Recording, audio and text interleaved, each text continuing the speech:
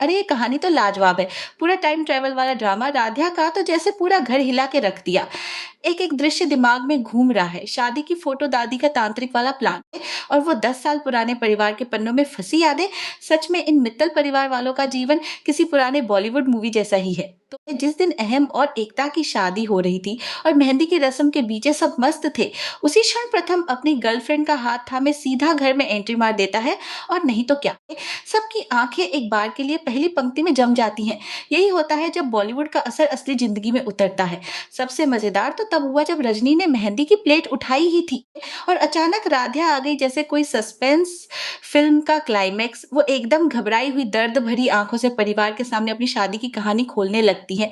उसे हर हाल में अपनी सच्चाई सबको सुनानी थी, लेकिन यकीन मानो घर वालों को उसका किस्सा सुन के एक बार भी भरोसा नहीं होता। दादी का गुस्सा तो देखते ही बनता है, जैसे सास बहू सीरियल की क्वीन अपनी नई चाल चलने की तैयारी कर रही हो। राधिया को तब समझ में आता है कि ये लोग तो सारे 10 साल पुराने हैं। उनका दिमाग तांत्रिक के जादू से टाइम रीसेट हो गया है।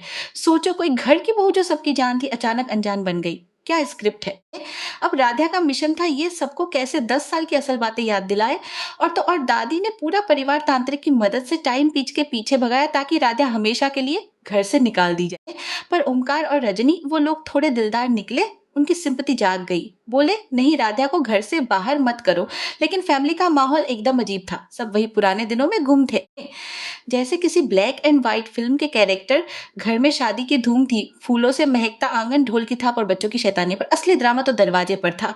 जब राधिया ने यह शादी नहीं हो सकती चिल्ला के एंट्री मारी, पूरा परिवार फ्रीज हो गया। प्रथम के लिए वो पल शॉकर था, जैसे उसकी पूरी पहचान मिट गई अचानक। इमेजिन करो, जिस इंसान ने 7 फेरे लिए, प्रॉमिस किया साथ निभाने का, आज वही कहे कौन हो तुम, तो दिल सच में टूटने वाला है।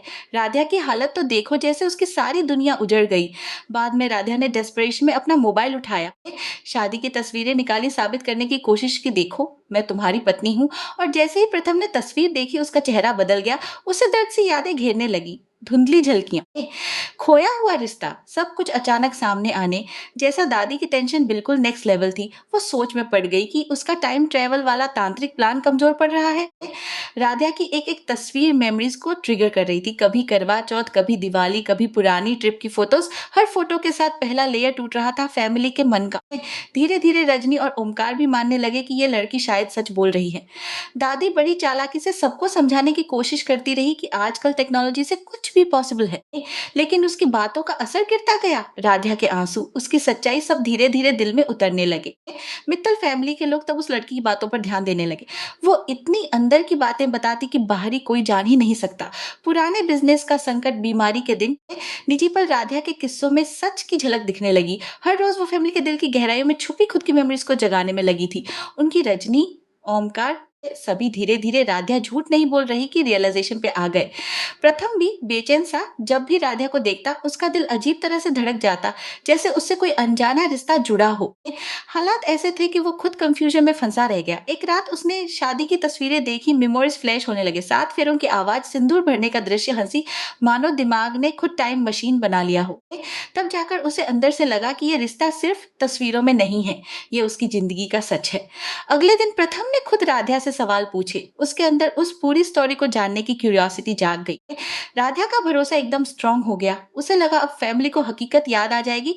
दूसरी तरफ दादी की चालें चलती ही रहीं, कभी घर का माहौल बिगाड़ने की कोशिश, कभी परिवार को भड़काने की। लेकिन अब टाइल्स बदल चुके थे। ओमकार और रजनी खुलकर राधिया का साथ देने लगे। पूरे परिवार का झूठ का जादू कमजोर पड़ने लगा। राधिया हार मानने वाली नहीं थी। वो हर दिन एक नई याद जगाती, हर मेंबर को खुद की पुरानी जिंदगी की बात याद दिलाती, 10 साल की मेमोरीज को वापस लाने के लिए अपनी पूरी ताकत लगा देती।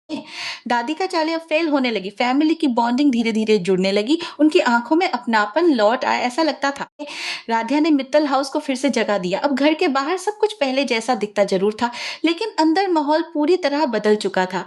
प्यार की मेमोरीज, फैमिली की वार्मथ और एक लड़की की हिम्मत, सब मिलकर घर को फिर से घर बना रहे थे। ऑनेस्टली, जब मित्तल परिवार के लॉस 10 साल लौटा आएंगे, दादी का चैनल शट डाउन होगा और राधिया ही होगी असली विनर। कहानी यही नहीं रुकती। राधिया अब हर रोज न सिर्फ पुरानी बातें सुनाती, बल्कि अपने मन की उम्मीद की रोशनी भी सबके जीवन में बिखेर रही थी। मे बी इसी को तो असली फैमिली ड्रामा कहते हैं।